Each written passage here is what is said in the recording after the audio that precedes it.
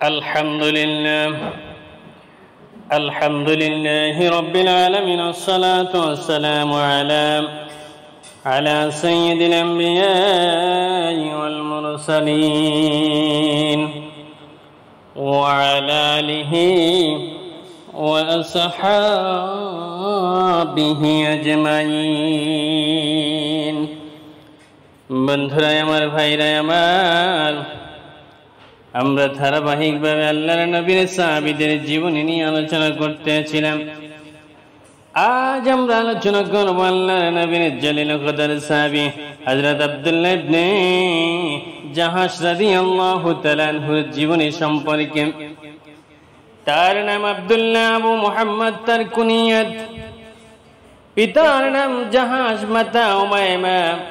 বিভিন্ন দিক দিয়ে রাসূল পাক সাল্লাল্লাহু আলাইহি ওয়াসাল্লামের সাথে তার আত্মীয়তার সম্পর্ক। মা উমাইমা বিনত আব্দুল মুত্তালিব রাসূল পাক সাল্লাল্লাহু আলাইহি ওয়াসাল্লামের ফুফু।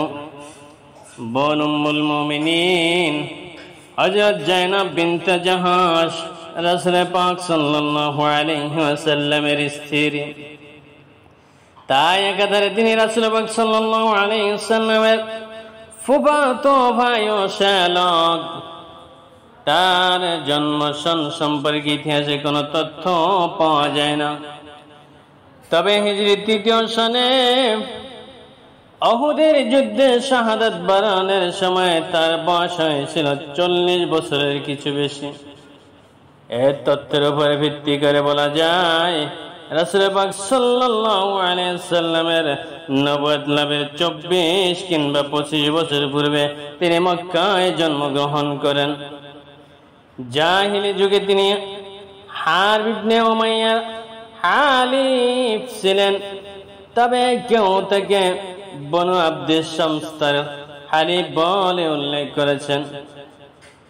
মূলত দুটি বর্ণনার মধ্যে কোনো বিরোধ নেই, কারণ হারব ইবনে উমাইয়া ছিল বনু আব্দিস শামসের একজন সদস্য। হযরত আব্দুল্লাহ ছিলেন সাবিকিন ইলাল ইসলাম বা প্রথম ভাগে ইসলাম গ্রহণকারীদের অন্যতম। রাসূল পাক সাল্লাল্লাহু আলাইহি ওয়াসাল্লাম দারুল আরকামে আশ্রয় গ্রহণের পূর্বে তিনি ইসলাম গ্রহণ করেছিলেন। ইসলাম গ্রহণের পর কুরাইশদের জুলুম অত্যাচারের হাত থেকে তিনি ও তার গোত্র রেহাই পাননি। এই কারণে ২ বার হাবশা হিজরত করেন। শেষে হিজরতে তার পরিবারের যে সকল সদস্য, তার ২ ভাই আবু আহমদ ও ওবায়দুল্লাহ, ৩ বোন তথা জায়নাব, উম্মে হাবিবা, হামনা এবং ওবায়দুল্লাহর স্ত্রী উম্মে হাবিবা বিনত আবি সুফিয়ান তার সঙ্গে ছিলেন।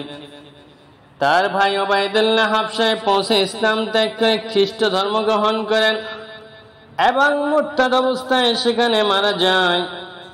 ইসলাম ত্যাগ করার তার স্ত্রী উম্মে হাবিবা তার থেকে পৃথক হয়ে যায় এবং পরবর্তীকালে রাসূল পাক সাল্লাল্লাহু আলাইহি ওয়াসাল্লাম তাকে বিয়ে করে স্ত্রীর মর্যাদা দান করেন। হাবশায় কিছুকাল অবস্থানের পর হযরত আব্দুল্লাহ পরিবারের অন্য সদস্যদের সঙ্গে নিয়ে মক্কায় ফিরে আসেন। মক্কায় ফিরে এসে দেখেন তার গোত্র বনু গানাম এর সকল সদস্য ইসলাম গ্রহণ করেছে। রাসূল পাক সাল্লাল্লাহু আলাইহি ওয়াসাল্লামের অনুমতি নিয়ে তিনি তাদের সকলকে সঙ্গে করে মদিনায় হিজরত করেন। তাদের পূর্বে হযরত আবু সালামা মদিনায় হিজরত করেছিলেন।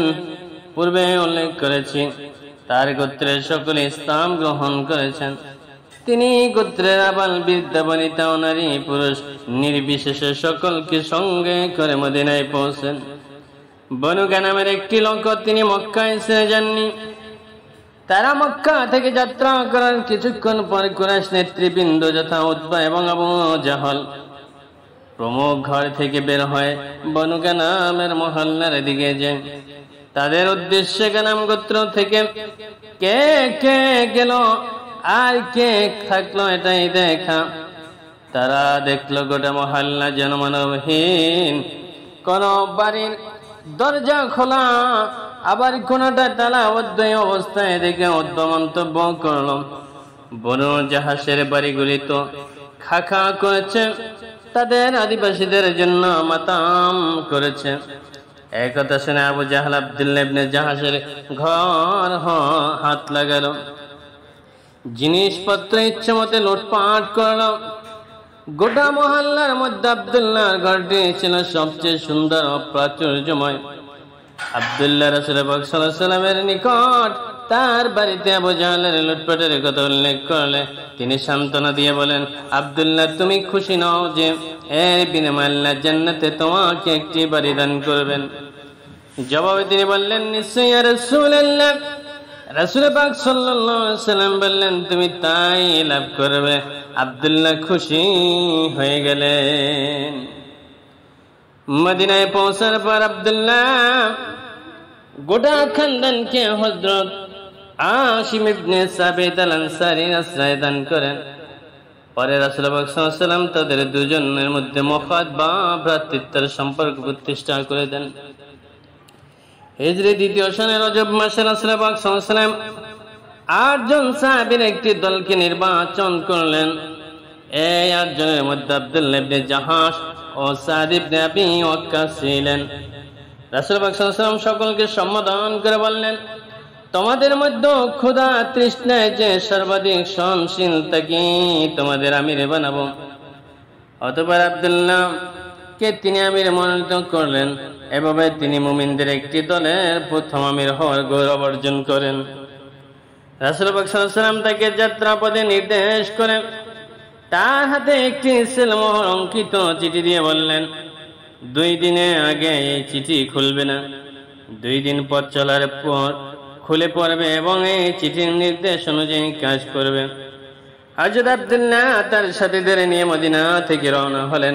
2 দিন পথ চলার পর নির্দেশ মতো চিঠিটি খুলে পড়লেন। চিঠিতে নিদর্শন ছিল, মক্কা ও তায়েফের মাঝখানে নাকলা নামক স্থানে পৌঁছে কুরাইশদের গতিবিধি অনন্য অবস্থা অবগত হবে। তিনি অত্যন্ত ভক্তি ও শ্রদ্ধা সহকারে হুকুম মাথা পেতে মেনে নিলেন। সঙ্গীদের সম্বোধন করে বললেন, বন্ধুগণ, আমি রাসূল পাক সাল্লাল্লাহু আলাইহি ওয়াসাল্লামের আদেশ কার্যকরী করে ছাড়ব। তোমাদের মধ্যে যে সাদতের অভিলাষী সে আমার সাথে যেতে পারে, এবং যে তা পছন্দ না করে ফিরে যেতে পারে, আমি কাউকে বাধ্য করব না। এ ভাষণ শুনে তার সঙ্গী আর ইচ্ছা ব্যক্ত করলেন। নাকলা পৌঁছে তারা কুরাইশদের গতিবিধির উপর তীক্ষ্ণ নজর রাখলেন। একদিনে কুরাইশদের একটি বাণিজ্য কাফেলা এই পথ দিয়ে অতিক্রম করেছিল। এই কাফেলার ছিল 4 ব্যক্তি, আমর ইবনে হাদরামি, হাকাম ইবনে কায়সান, উসমান ইবনে আব্দুল্লাহ এবং উসমানের ভাই মুগীরা। তাদের সাথে ছিল চামড়া, কিসমিস ইত্যাদি পণ্য সামগ্রী। কাফেলাটি আক্রমণ করা না করার বিষয়ে আব্দুল্লাহ ইবনে জাহাশ তার সঙ্গীদের সাথে পরামর্শ করলেন।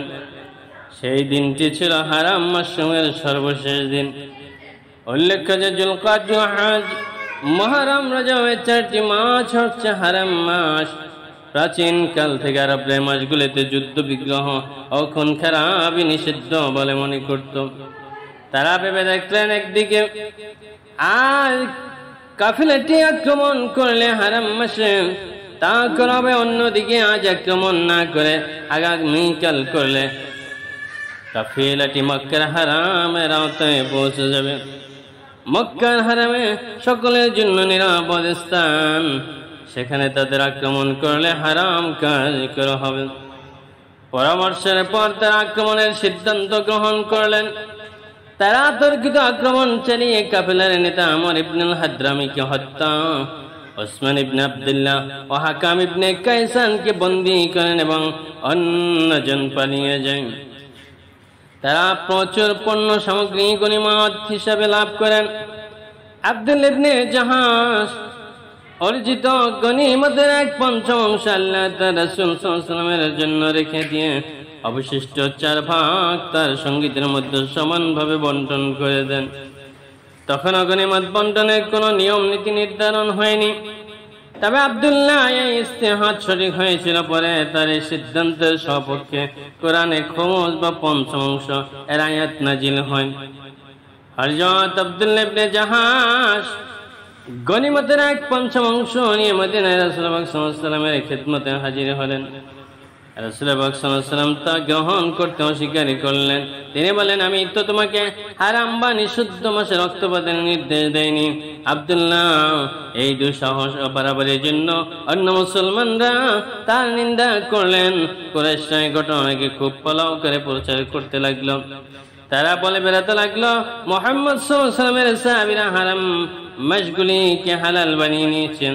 হত্যা রক্ত ঝরিয়ে তারা এই মাসগুলির অবমাননা করেছেন। হযরত আব্দুল্লাহ তার সাথে ভীষণ বিপদে পড়লেন। রাসূলুল্লাহ সাল্লাল্লাহু আলাইহি ওয়াসাল্লাম অবাধ্যতা হয়েছে এই ভয়ে তার ভীত হয়ে পড়লেন। তারা অনুশোচনায় জর্জরিত হতে লাগলেন।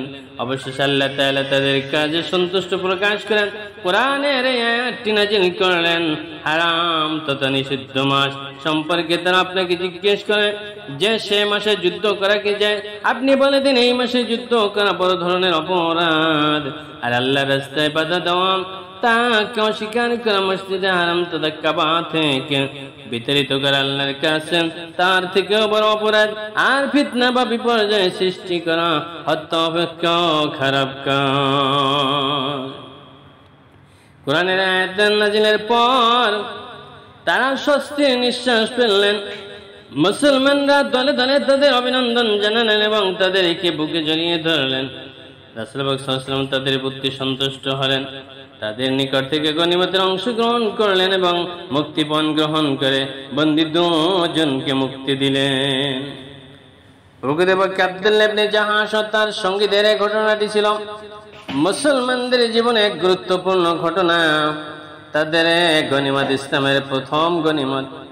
তাদের হাতে নিহত ব্যক্তি মুসলমানদের হাতে নিহত প্রথম মুশরিক বংশীবাদী, তাদের হাতে বন্দী তাই মুসলমানদের হাতে প্রথম বন্দী।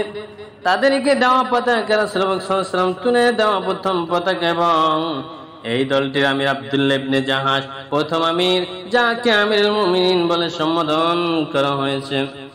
আব্দুল্লাহ ইবনে জাহাশ প্রথম ব্যক্তি যিনি গনিমতের ব্যাপারে সর্বপ্রথম খুমসের প্রবর্তন করেন এবং আল্লাহ তাআলা ওহী নাযিল করে তা সমর্থন করেন।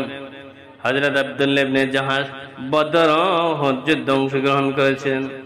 হযরত সাদ ইবনে আবি ওয়াক্কাস বর্ণনা করেছেন, উহুদ যুদ্ধের একদিন আগে আমি ও আব্দুল্লাহ দোয়া করলাম, আমার বাসা ছিল, হে আল্লাহ, আগামীকাল যে দুশমন আমাদের সাথে লড়বে সে যেন অত্যন্ত সাহসী ও রাগী হয়, যাতে আমি তোমার রাস্তায় আমি তাকে হত্যা করে তার অস্ত্র শস্ত্র কেড়ে নিতে পারি। আমার এই দোয়া শুনে আব্দুল্লাহ আমিন বলে ওঠে। তারপর সে হাত উঠিয়ে দোয়া করে, হে আল্লাহ, আমাকে এমন প্রতিদ্বন্দ্বী দান করো যে হবে ভীষণ সাহসী ও দ্রুত উত্তেজিত। আমি তোমার রাস্তায় তার সাথে যুদ্ধ করব, সে আমাকে হত্যা করে আমার নাক কান কেটে ফেলবে। যখন আমি তোমার সাথে মিলিত হব এবং তুমি জিজ্ঞেস করবে, আব্দুল্লাহ, তোমার নাক কান কিভাবে কাটা গেল, তখন আমি বলবো, তোমার রাসূলের জন্য যুদ্ধ করে নাক কান কাটা গিয়েছেন। তিনি যেন দ্রব্য দৃষ্টিতে দেখতে পাচ্ছিলেন তার বাসনা পূর্ণ হতে চলছে, তাই বারবার কসম খেয়ে বলছেন, আল্লাহ, আমি তোমার নামে কসম খেয়ে বলছি, আমি শত্রুর সাথে যুদ্ধ করব এবং সে আমাকে হত্যা করে আমার নাক কান কেটে আমাকে বিকৃত করবে। হিজরি ৩য় সালের শাওয়াল মাসে উহুদ যুদ্ধের প্রান্তরে তুমুল লড়াই শুরু হয়। হযরত আব্দুল্লাহ ইবনে জাহাশ এমন তীব্র আক্রমণ চালালেন যে তার তরবারিটি ভেঙে টুকরো টুকরো হয়ে গেল। রাসূলুল্লাহ সাল্লাল্লাহু আলাইহি ওয়াসাল্লাম তাকে খেজুর শাখার একটি ছড়ি দান করলেন। দীর্ঘক্ষণ তিনি তা দিয়ে লড়তে থাকেন। এই অবস্থায় আবুল হাকাম ইবনে আখনাস সাকাফির একটি প্রচন্ড আঘাতে তার শাহাদাতের বাসনা পূর্ণ হয়ে যায়। মুশরিকরা তার দেহের বিকৃতি সাধন করে নাক কান কেটে সুতায় মালা গেঁথে হযরত সাদ দৃশ্য দেখে বলে উঠলেন, আল্লাহর কসম, আব্দুল্লাহর দোয়া আমার দোয়া অপেক্ষা উত্তম ছিল। 40 বছরে কিছু বেশি সময়ে তিনি জীবন লাভ করেছিলেন।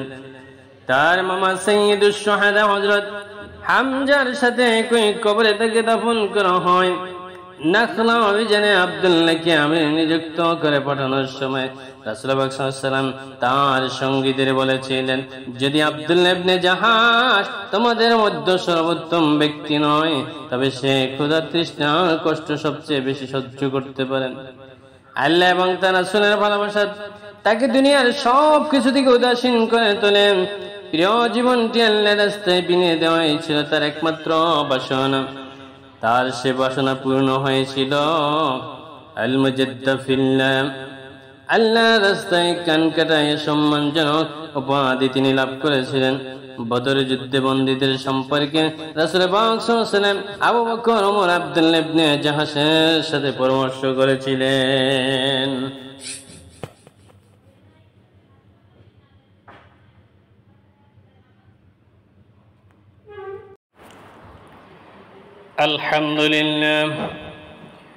আলহামদুলিল্লাহ রাব্বিল আলামিন, আসসালাতু ওয়াসসালামু আলা সাইয়্যিদিল আম্বিয়াই ওয়াল মুরসালিন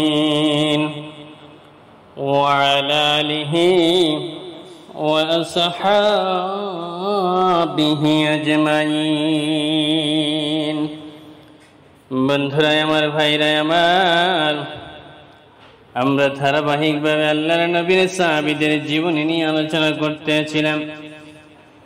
আজ আমরা আলোচনা করব আল্লাহর নবীর জলিল কদর সাহাবী হযরত আব্দুল্লাহ ইবনে জাহাশ রাদিয়াল্লাহু তাআলা আনহুর জীবনী সম্পর্কে। তার নাম আব্দুল্লাহ, আবু মুহাম্মদ তার কুনিয়াত।